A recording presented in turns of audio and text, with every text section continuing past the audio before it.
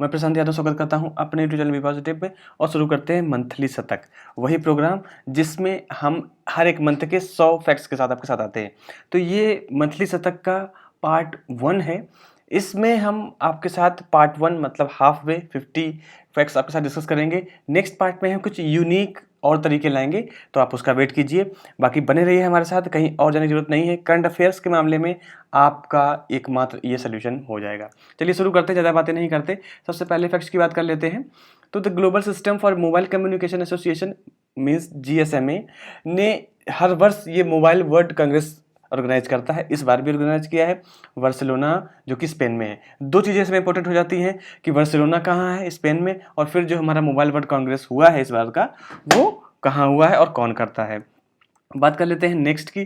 तो ये मैंने लिया है, जब नेक्स्ट वीडियो जो हम लाएंगे, इसका ये पार्ट 2 लाएंगे, उसमें हम, क्योंकि जो मार्च का महीना होता है वो बहुत ही इंपॉर्टेंट होता है, क्योंकि इसमें बहुत सारे डेज आते हैं। अर्थ डे आता है, हमारे जो ऐसे बहुत सारे मतलब जितने भी इन्वायरमेंटल से रिलेटेड डेज हैं या और भी डेज हैं, वो मार्च का महीना कहीं ना कहीं हमारे एग्जाम्स ऑब्जेक्टिव से जो डे होता है उसके लिए इंपॉर्टेंट है। तो हम जो पार्ट 2 लाएंगे उसमें एक यूनिक वे लाएंगे, क्योंकि आपको दिमाग भी लगाना ना पड़े और झट से आपको सारी चीज़ें याद हो जाए। तो उसका वेट कीजिएगा। बाकी इसको मैंने लाने की इस वजह से थोड़ा सा यूनिक मुझे लगा, इस वजह से आपके साथ इसको शेयर करते हैं। बोला जा रहा है कि इंटरनेशनल डे ऑफ मैथमेटिक्स कब होता है? 14 मार्च को मनाया जाता है। 14 मार्च को को पाई डे, पाई आप जानते होंगे कि अर्थमेटिक जो हमारा मैथमेटिक्स होता है उसका पाई एक होता है, जिसकी वैल्यू 22/7 होती है, या हम बोल सकते हैं 3.4। तो क्यों हुआ था? क्योंकि 3.4 जो था उसको अगर देखा जाए तो 3.14 जो है, 14 मतलब हो गया 14th एंड 3 मतलब हो गया मार्च का महीना। तो इस तरीके से भी हम जान सकते हैं कि इंटरनेशनल डे ऑफ मैथमेटिक्स कब मनाया जाता है। अब यहाँ पर ये देखिए, इसकी एक इमेज थी, मैंने आपके साथ ये शेयर की। जो पार्ट 2 आएगा, इसी तरीके से हम आपको इमेजेस के साथ जो भी डेज होंगे उनको याद करवाएंगे और बहुत यूनिक वे होगा। चलिए बात कर लेते हैं नेक्स्ट क्वेश्चन की। तो नेक्स्ट हमारा जो फैक्ट है वो है मिथाली राज, जो कि इंडियन वीमेन क्रिकेटर हैं, उन्होंने वर्ल्ड रिकॉर्ड बनाया है कंजिकेटिव, या बोल सकते हैं कि 6 जो क्रिकेट वर्ल्ड कप हैं उनमें अपीयर करके। तो ये अभी आपको पता ही है कि न्यूजीलैंड में विमेन का क्रिकेट वर्ल्ड कप चल रहा है। तो वहाँ ये 2022वां मतलब जो सेशन है, इसमें मिथाली राज का ये 6वां ऐसा सेशन है जिसमें वो अपीयर कर रही हैं। 2000 में उन्होंने अपीयर किया, 5 में किया, फिर 9 में किया, फिर 13 में किया, फिर 17 में किया, और अब 22 में। तो पूछा जा सकता है एग्जाम में। बात कर लेते हैं नेक्स्ट फैक्ट की। तो the book title blue book a writers journal किसने लिखी है? अमित कुमार ने लिखा है। पूछा जा सकता है एग्जाम्स में। बात करें नेक्स्ट हम, तो नेक्स्ट है काफ़ी अच्छी, आपको लग रही होगी, जो एनिमेशन किया है टी राजा कुमार, एक सिंगापुरियन है, याद रखना है। टी राजा कुमार, हमें ये नहीं लगना चाहिए कि इंडियन है। टी राजा कुमार, सबसे पहले तो हमें जानना है कि सिंगापुरियन है और क्या है ये। प्रेसिडेंट चुने गए हैं फिनेंशियल एक्शन टास्क फोर्स। मैंने आपको साथ बहुत बार डिस्कस किया है, 5 का पंच प्रोग्राम में भी हमने आपको बताया कि FATA क्या होता है। FATA एक ऐसी एजेंसी है जो कि कर्व करती है या ध्यान देती है कि जो पैसा है वो कहीं जो मनी लॉन्ड्रिंग है उसमें, या जो टेररिज्म की फंडिंग होती है उसमें तो नहीं यूज हो रहा है। जैसे आपको पता होगा ग्रे लिस्ट, ब्लैक लिस्ट, ये FATA ही जारी करता है। तो उसके अभी जो प्रेसिडेंट है वो कौन बनाए गए हैं? टी राजा कुमार, जो कि एक सिंगापुरियन है। नाम से हमें एग्जाम्स में हमें ये लगे कि ऐसा तो नहीं कि इंडियन है, नहीं, ये सिंगापुरियन है। इसका तो मिनिस्ट्री ऑफ लेबर ने लॉन्च किया है donate a pension initiative. Donate a pension मतलब जिन लोगों को पेंशन मिल रही है दे कैन डोनेट, वो अपनी पेंशन लोगों को दे सकते हैं। तो पेंशन किनको मिलती है? जो लेबर होते हैं या जो कर्मचारी होते हैं। तो किसके अंडर ये इनिशिएटिव शुरू हुआ है? मिनिस्ट्री ऑफ लेबर के। किस स्कीम के तहत हुआ है? तो PM श्रम योगी मानधन जो स्कीम के तहत हुआ है, तो याद रखना है। इसमें डोनेटिव पेंशन पूछा जा सकता है कि किस मिनिस्ट्री ने लॉन्च किया, तो अब बस आपको इतना याद रखना है।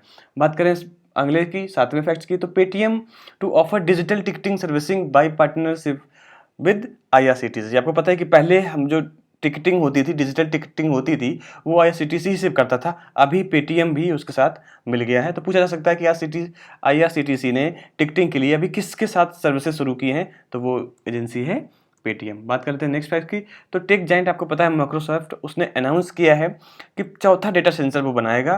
कहाँ बनाएगा चौथा डेटा सेंटर इंडिया में? वो हैदराबाद में। तो पूछा जा सकता है कि अभी लेटेस्ट डेटा सेंटर जो माइक्रोसॉफ्ट बना रहा है वो कहाँ बना रहा है, या पूछा जा सकता है कि हैदराबाद में एक डेटा सेंटर बना है वो किसने बनाया है, अमेजन ने बनाया है कि माइक्रोसॉफ्ट ने बनाया है कि एप्पल ने बनाया है। तो आपको ये चीज़ें याद रखनी है।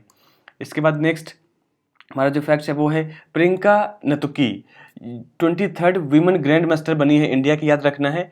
और एमपीएल जो एक क्या कहते हैं, आपको पता ही होगा कि एक गेमिंग प्लेटफॉर्म है, उसको नेशनल चेस चैंपियनशिप हो रही थी, नेशनल वीमेन चेस चैंपियनशिप में उन्होंने 23वीं ग्रैंड मास्टर का खिताब जीता है।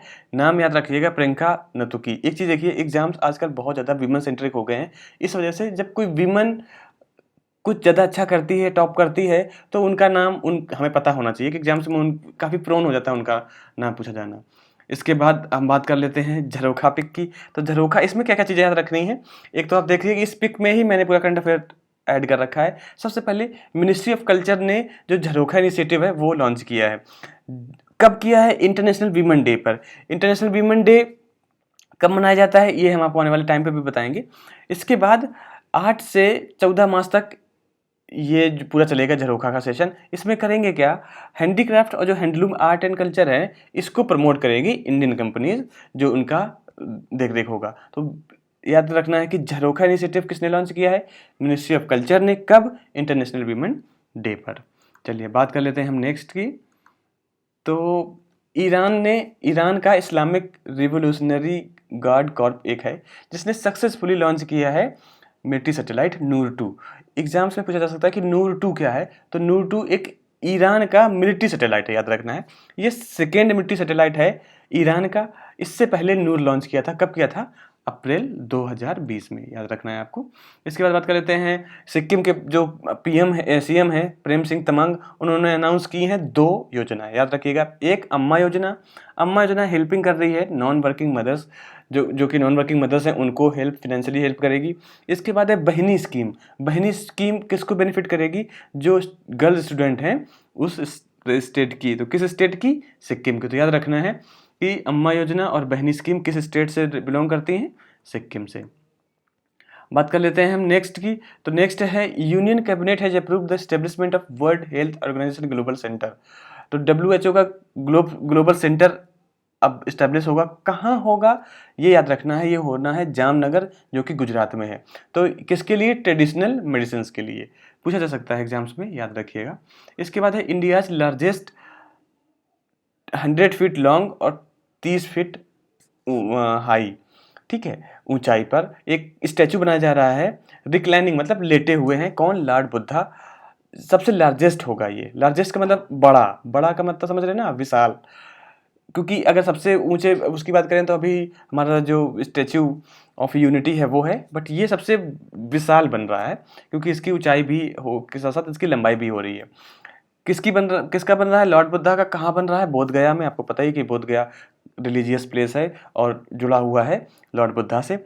लॉर्ड बुद्धा इसमें स्लीपिंग पोस्चर में है। और बना किससे है ये याद रखना है, ये फाइबर ग्लास से बना है। कौन बना रहा है? कोलकाता के जो भी स्कल्पचर होते हैं वो बना रहे हैं। अभी आपको हम दिखाते हैं इनकी इमेज। ये देखिए, ये है उनकी इमेज। इस तरीके से बन रहे हैं। एक बहुत ही बड़ी विशालकाय उनकी मूर्ति बन रही है। किसमें है? सोते हुए हैं। आई होप अब आपको याद आ जाएगा। चलिए नेक्स्ट पढ़ लेते हैं। नेक्स्ट है हंगरी, जिसकी राजधानी बुदापेस्ट है। Elect the first ever female president. देखिए मैंने ये बोला था कि जितनी भी फीमेल से रिलेटेड न्यूज़ेस होती हैं वो इंपॉर्टेंट हो जाती हैं। नाम है उनका कैटलिन नोवाक, याद रखना है। कहाँ कैटलिन नोवाक कहाँ की प्रेसिडेंट चुनी गई हैं? हंगरी की।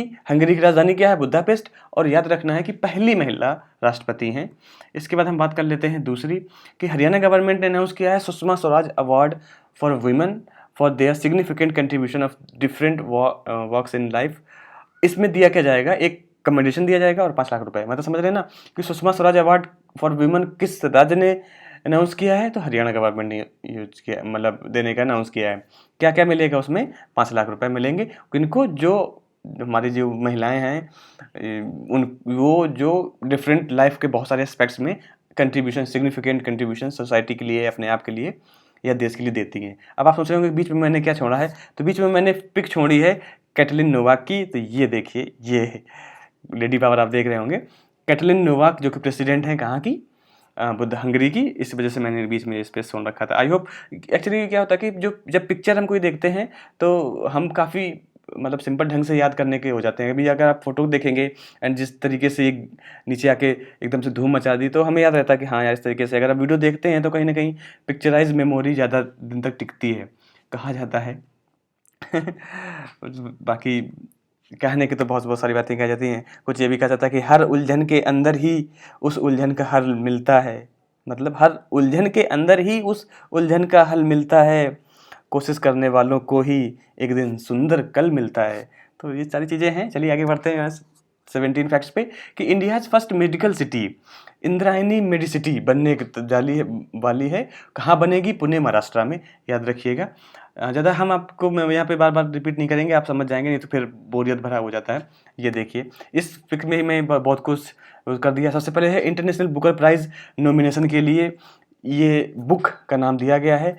बुक का नाम है टॉम्ब ऑफ साइंस, लिखी है गीतांजलि श्री ने, दिख रहा होगा। तो ये नॉमिनेटेड हुई है इंटरनेशनल बुकर प्राइज़ के लिए। चलिए बात कर लेते हैं नेक्स्ट, क्योंकि ऐसे ऐसे तो वीडियो फिर काफ़ी लंबा हो जाएगा। नेक्स्ट है India's first world peace centre will be established इन गुड़गांव हरियाणा। तो याद रखिएगा, वर्ल्ड पीस सेंटर कहाँ खोला जाएगा? गुड़गांव हरियाणा में। इसके बाद है India's first digital water bank, जिसका नाम होगा एक्वेरियम। देखिए यहाँ पे एक्वेरियम की स्पेलिंग देखिए, एक्वेरियम की स्पेलिंग डिफरेंट है एक्वेरियम से, क्योंकि AQU होता है एक्वेरियम में। तो एक यूनिक नाम रखा है, क्योंकि ये एक्वेरियम, ये एक्वा वाटर ग्रुप करके वेंचर है, उसने नाम रखा है। कहाँ लॉन्च होगी? बेंगलुरु में। अब सबसे बड़ी बात यह है कि डिजिटल वाटर जो बैंक होगी वो करेगी क्या? आपके दिमाग में आ रहा होगा कि कोई मतलब बैंक है क्या जो वाटर के अंदर खुल रही है? ऐसी नहीं है।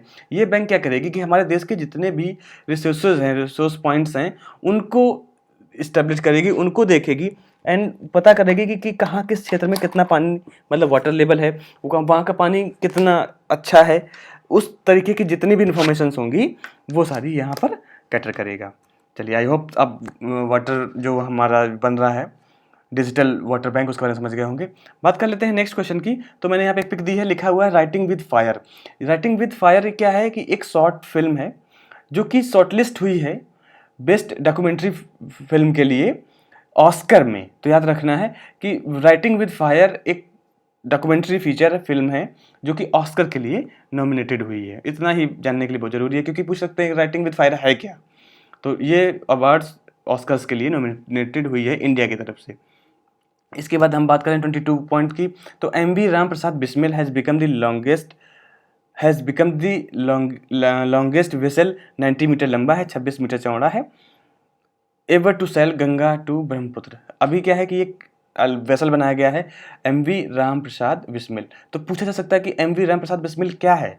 तो हमें लगता है कि राम प्रसाद बिस्मिल तो एक हमारे फ्रीडम फाइटर थे, बट उनके नाम पे ही इस वेसल का नाम दिया गया है। क्या है? एक ये वाटर वेसल है जो कि गंगा और ब्रह्मपुत्र के बीच में सेल करता है। चलिए बात कर लेते हैं नेक्स्ट पॉइंट की। तो नेक्स्ट पॉइंट है मिस वर्ल्ड 2021, अभी 17 एडिशन हुआ है, जिसमें जीती हैं पोलैंड की कैरोलिना बिलस्कासवा। याद देख लीजिएगा, मैं थोड़ा सा मतलब डिफिकल्टी हो रही है उनका नाम लेने में। तो कैरोलिना जी हैं जो कि 2021 की मिस वर्ल्ड बनी है, जबकि इंडियन अमेरिकन श्री सैनी, याद रखना है अमेरिकन है वो, इंडियन अमेरिकन श्री सैनी ये फर्स्ट रनर अप हैं।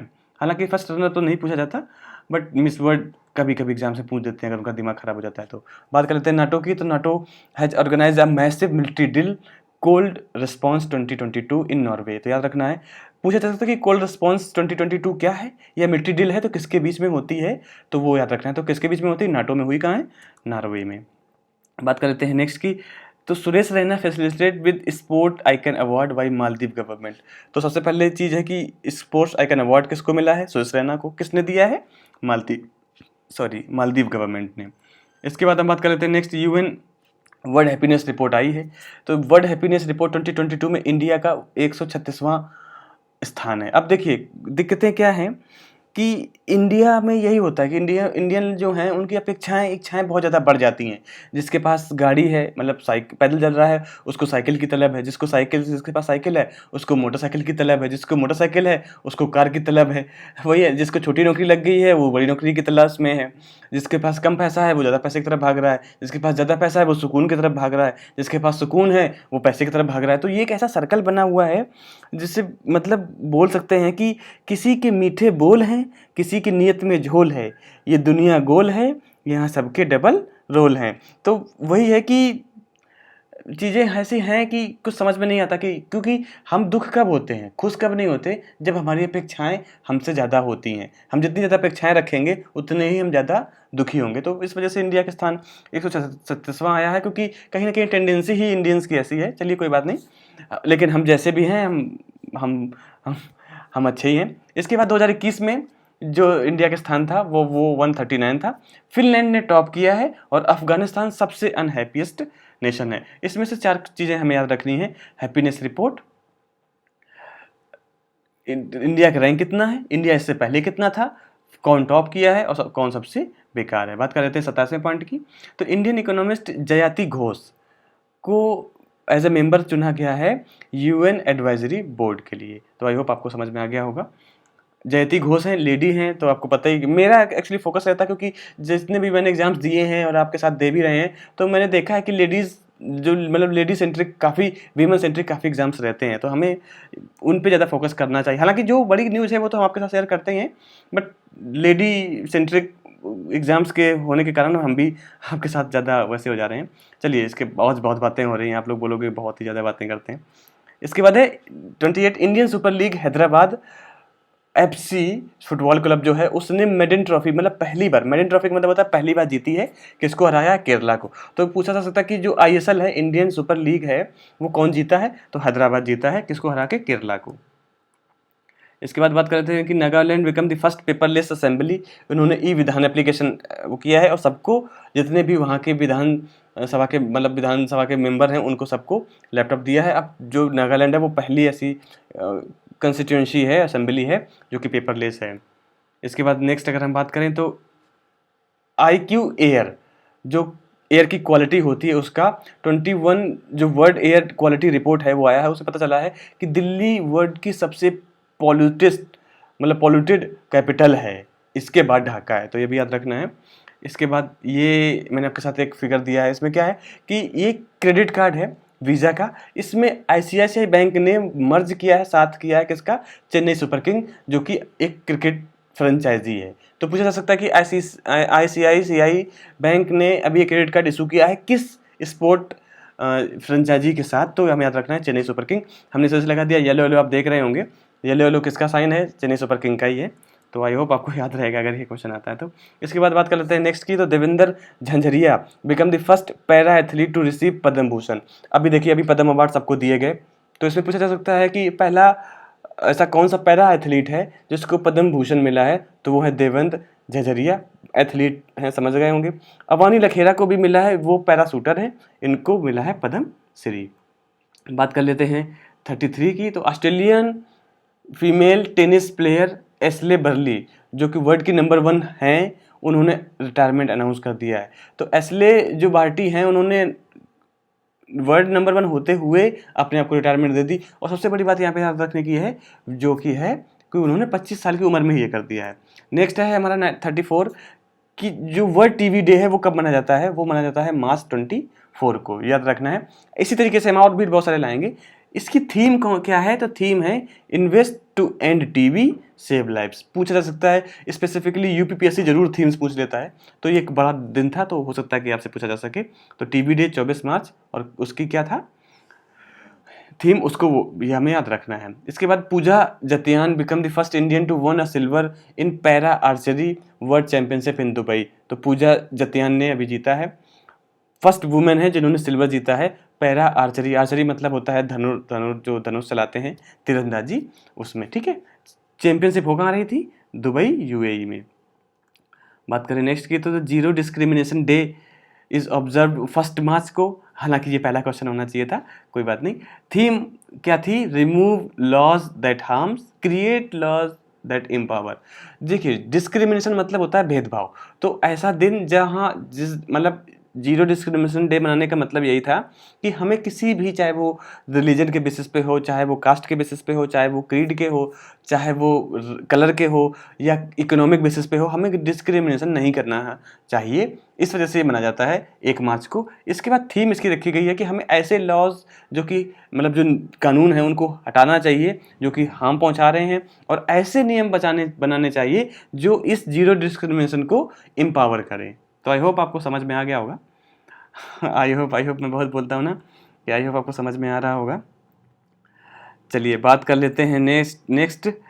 तो वही है ना कि आई होप आपको समझ में आ रहा होगा, तो चीज़ें हैं हंसी मजाक में ले लीजिए। India's first ambulance for street animals has been launched in Chennai. तो स्ट्रीट एनिमल्स के लिए पहली एम्बुलेंस बनाई गई है। चेन्नई का है कहाँ, तमिलनाडु में। किसके द्वारा बनाई गई है? ब्लू क्रॉस ऑफ इंडिया और 4 पाज, ये 2 एजेंसीज हैं या बोल सकते हैं ऑर्गेनाइजेशन है जिनसे मिलकर बनाया जा रहा है। बात करें 38 की, तो दबंग दिल्ली ने पटना पायरेट्स को हराया है और जीता है maiden PKL Pro Kabaddi League title 2022। याद रखना है, दबंग दिल्ली ने जीता है। इसने भी मेडन जीता है, मतलब पहली बार जीता है। हराया किसको है? पटना पायरेट्स को। इसके बाद इंडियन शूटर सौरभ चौधरी है, एक्चुअली वो गलती से लिख गया, विन 100 मीटर पिस्टल गोल्ड कहाँ? ISSF वर्ल्ड कप इन कायरो इजिप्ट में। तो ये भी याद रखना है, पूछा जा सकता है, हालांकि शायद ना पूछे बट मे भी पूछा जा सकता है, तो हमें याद रखना है। चलिए इसके बाद है Norwegian academy of science and letters has awarded the Abel prize. याद रखना है कि एबल प्राइज कौन देता है? Norwegian academy of science and letter देता है, एक ऑर्गेनाइजेशन है वो देता है। तो एबल प्राइज 2022 को मिला किसका है? किसको दिया जाता है? एबल्स क्या थे कि एबल एक बहुत ही बड़े गणितज्ञ थे, मैथमेटिशियन थे, उनके नाम पर ये अवार्ड दिया जाता है। अमेरिकन जो मैथमेटिशियन है उनको मिला है डेनिस पर्नेल सुलिवन, याद रखना है।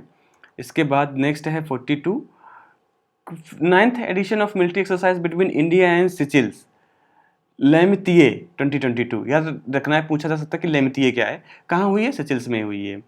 बात कर लेते हैं 40 की, क्या क्या कोऑर्डिनेशन था।